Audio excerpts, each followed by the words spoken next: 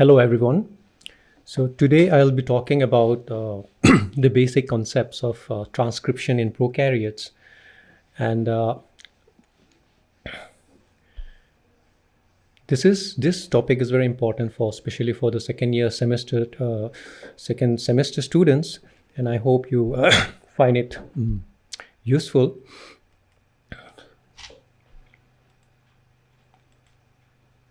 So in today's class, there are a few points that I would like to address.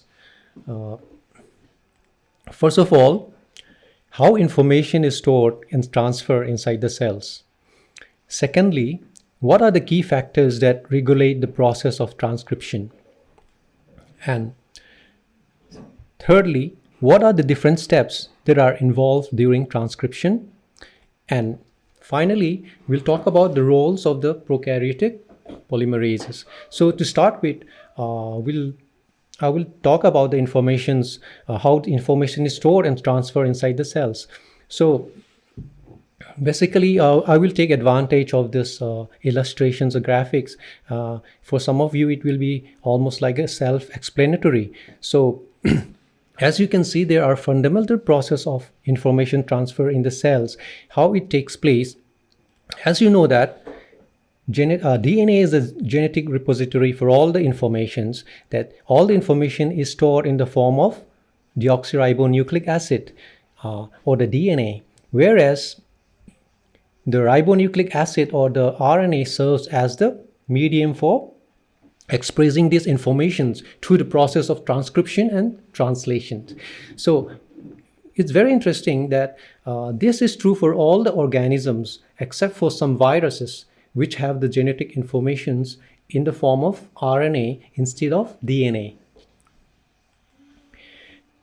Now, before we go to the main theme, the main topic, I would like to explain summarize this different processes of which I've shown here: transcription, translation, and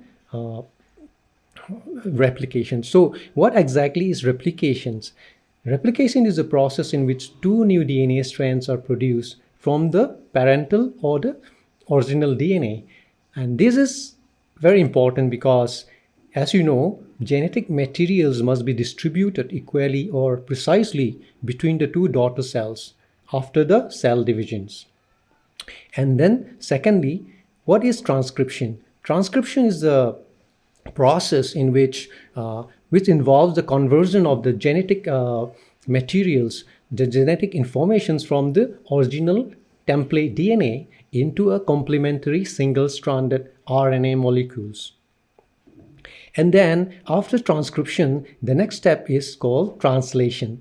And this translation is a process in which the three bases codons. So basically, all the informations in the DNA is stored in the form of three bases, which we also call as the codons. So these codons, which are present on the mRNA, is translated into corresponding amino acids.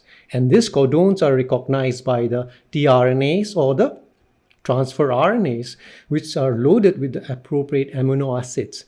And this, together with the ribosomes, they constitute the translational machinery that is used for synthesis of the proteins.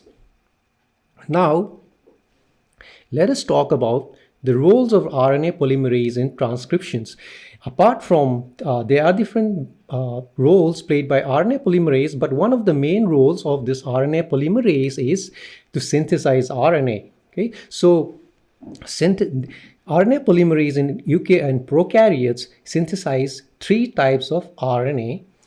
The three types of RNA by using this parental DNA as a template. So the first type of RNA is called the messenger RNA.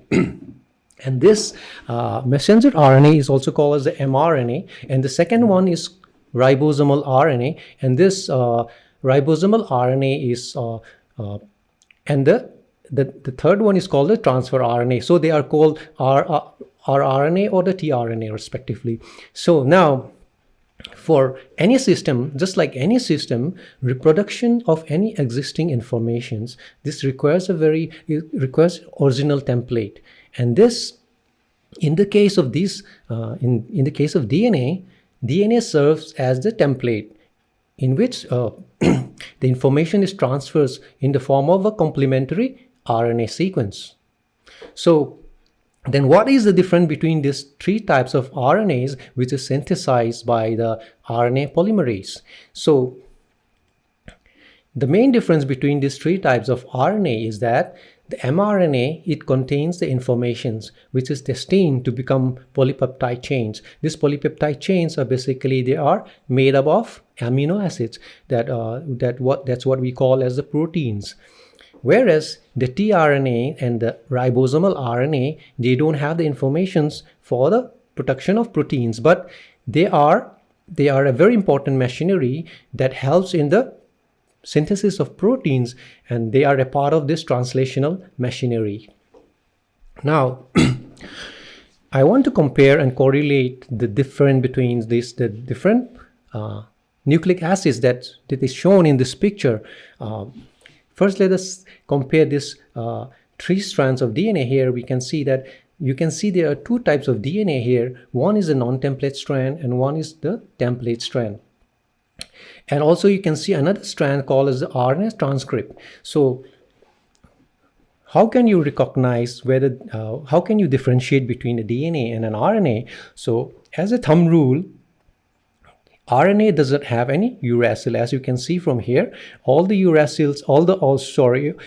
does not have a thymine residues. All the thymine residues are replaced by uracil, as you can see from here. So basically, as a thumb rule, RNA transcript means there are no thymine residues.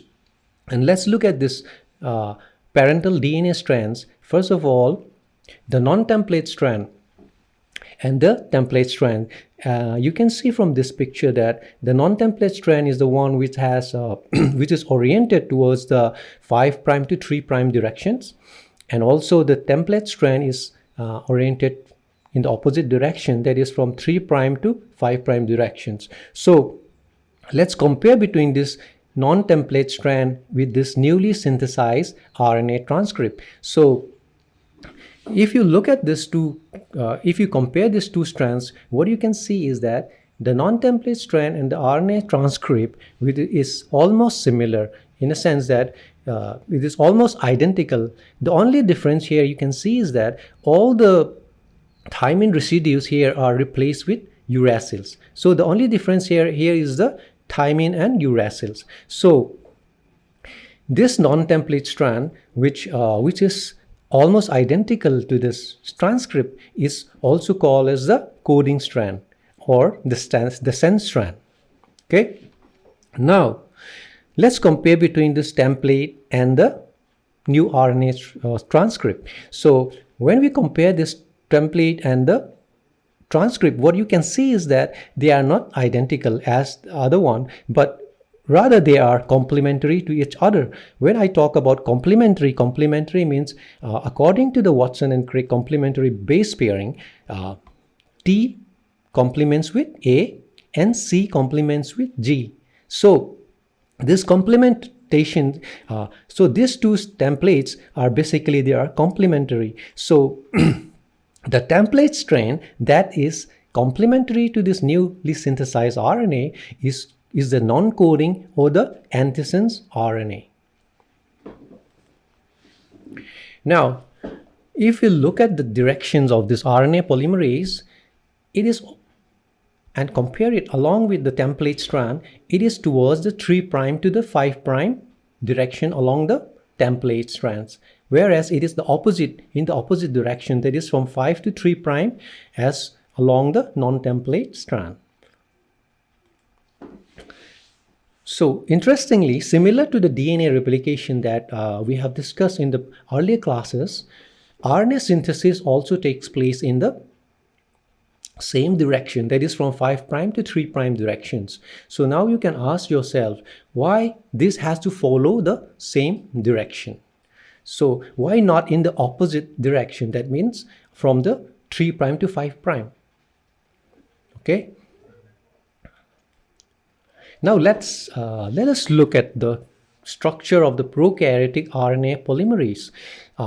The polymerase the RNA polymerase of this of a prokaryote is made up of different subunits. As you can see here, there are 5 subunits, and there are alpha subunits, beta subunits, omega and sigma subunits. Okay, so there are 2 alpha, 2 beta, 1 omega and 1 sigma factors. So the role of this alpha subunit is to assemble the core enzyme. I will explain what exactly is a core enzyme. Core enzyme is later also I will explain. Core enzyme is nothing but it's a group of all the subunits except for sigma factor.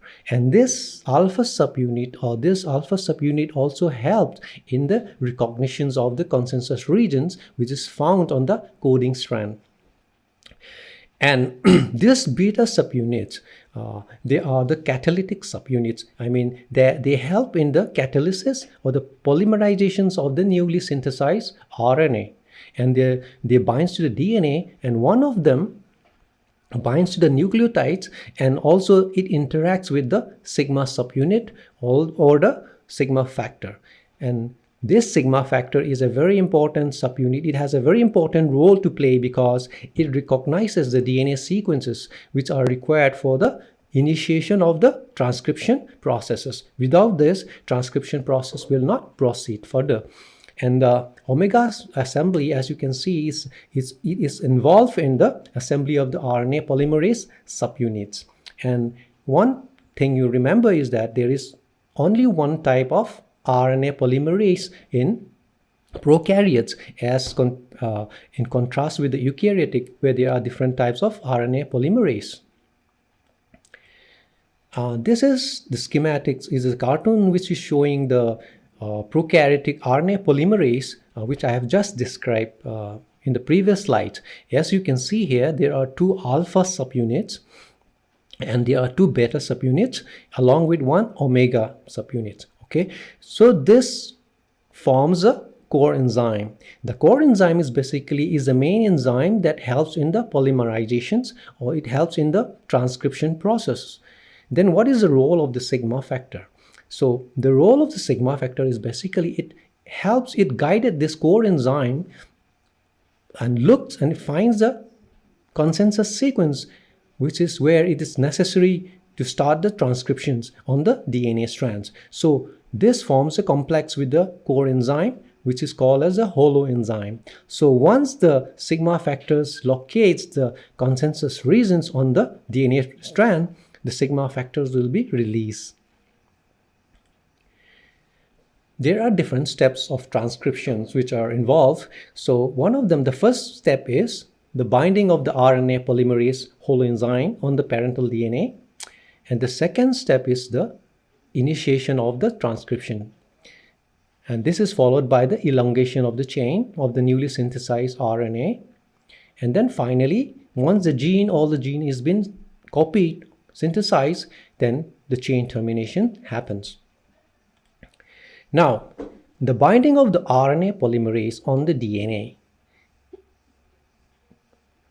So now the question is, where exactly the RNA polymerase binds on the parental DNA?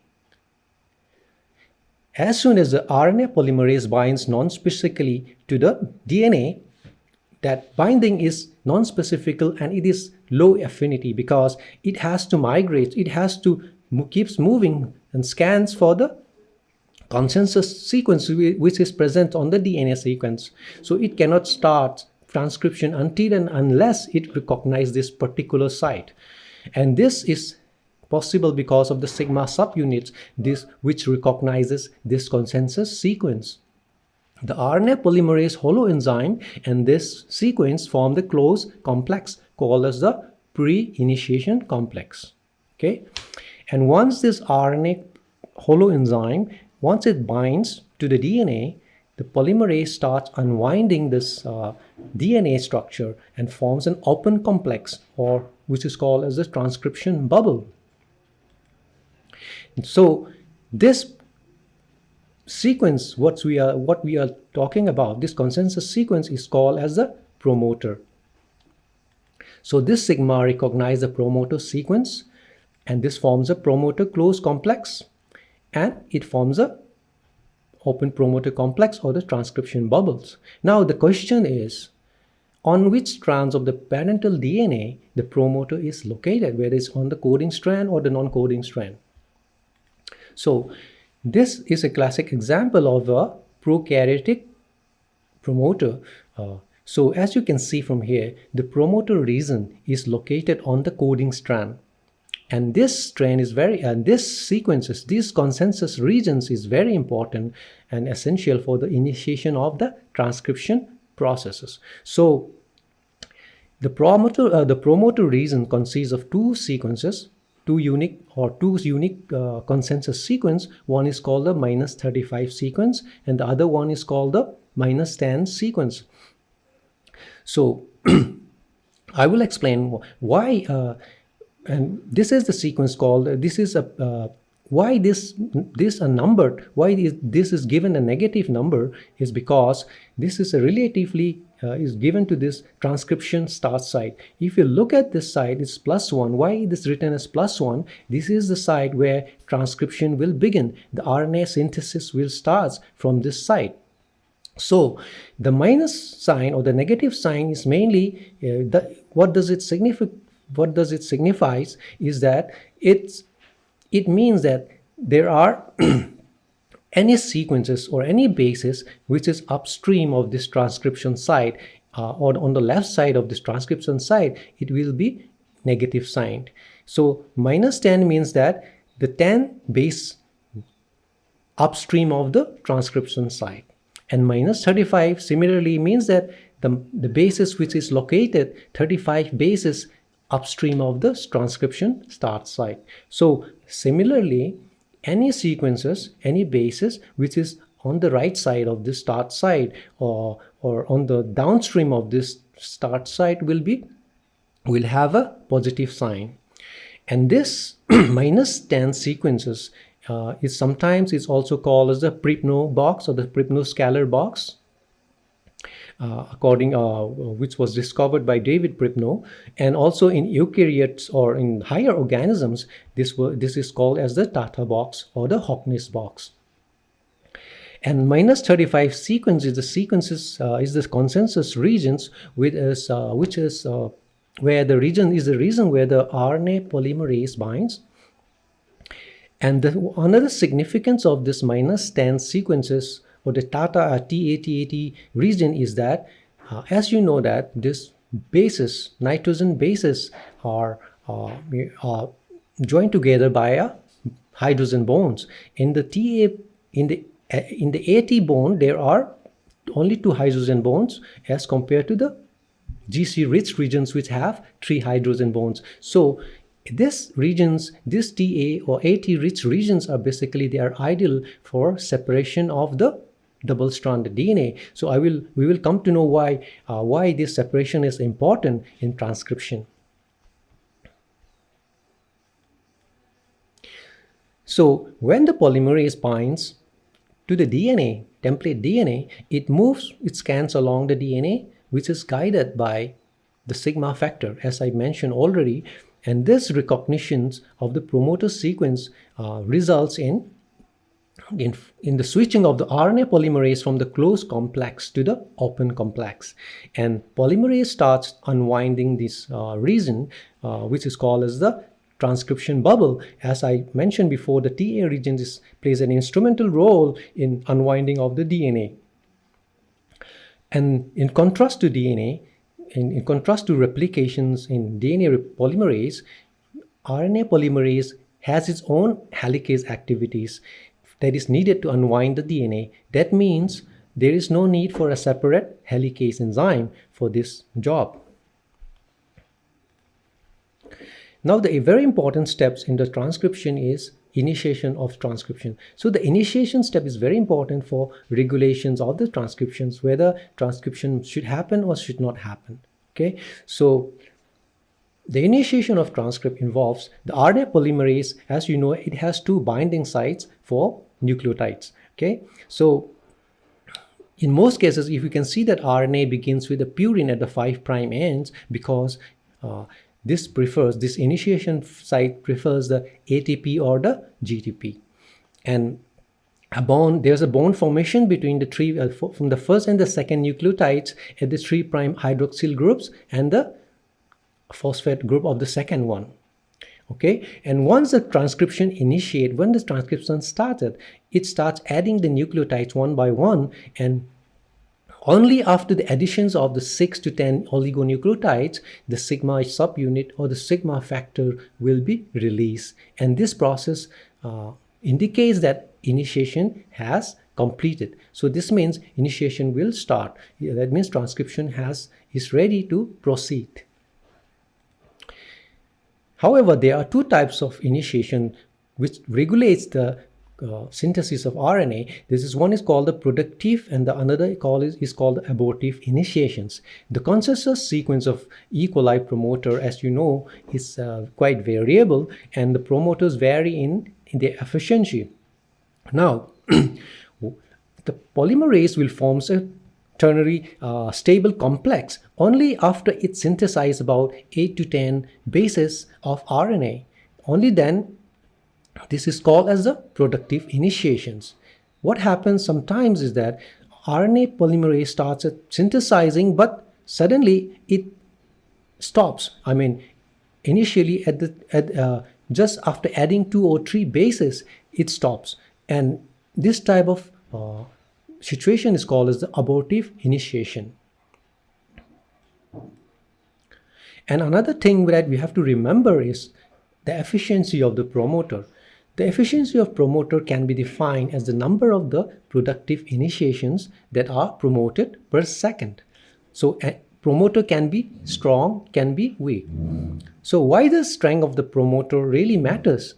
The strength of the promoter matters because this determines how much mRNA can be made at any given time.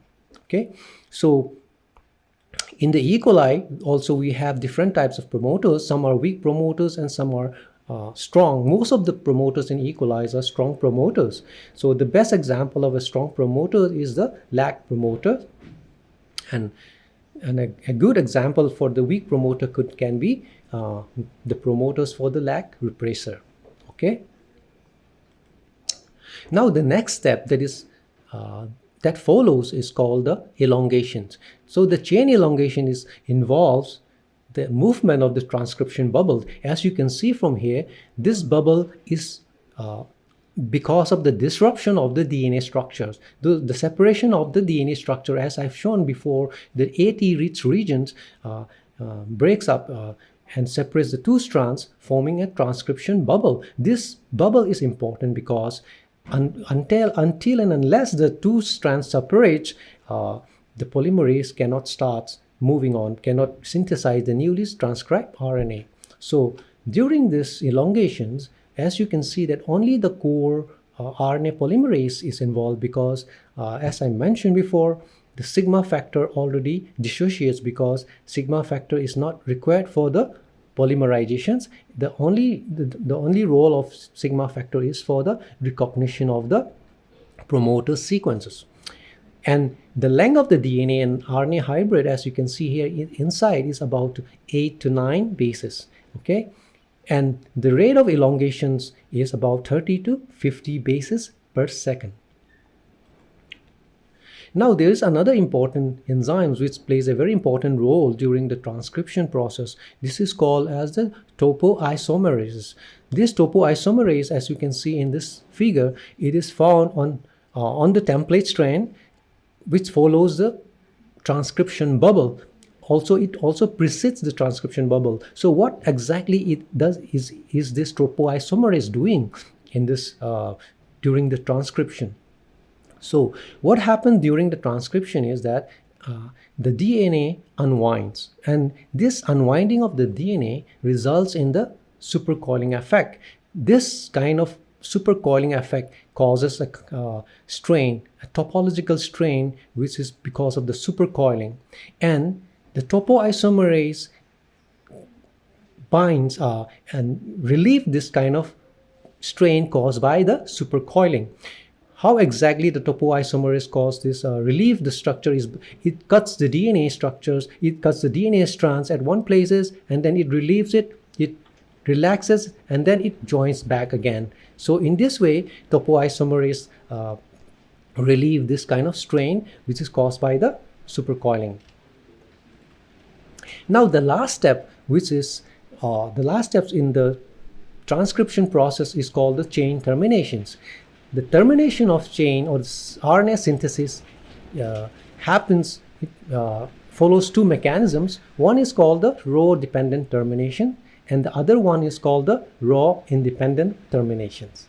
Okay, the row dependent terminations involves ATP dependent helicase, which is a termination factor protein. So this protein encounters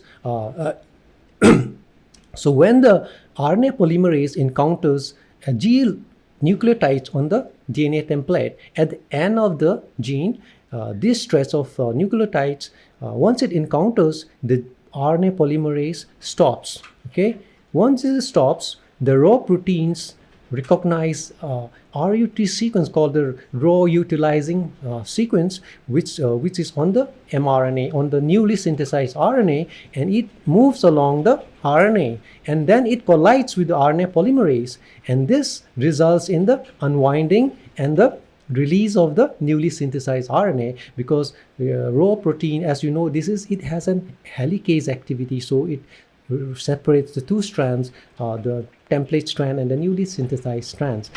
And also the next step is the other mechanisms is called as the row independent terminations, and this involves a sequence, intrinsic terminator sequence, but it does not require the raw protein as I described before. So this terminator site is a stable, it's a kind of hairpin structure or like a loop structure, which is formed by the inverted repeats of the complementary C and G nucleotides. Okay, once the RNA polymerase comes across this hairpin loop, it stalls, and thereby it transcribes a U and A complementary regions, which helps in the release of the RNA polymerase and also the newly transcribed RNA. So I will end my talk here because of the time constraint, and these are some of the references that I use. And thank you very much, and I hope you enjoyed the talk.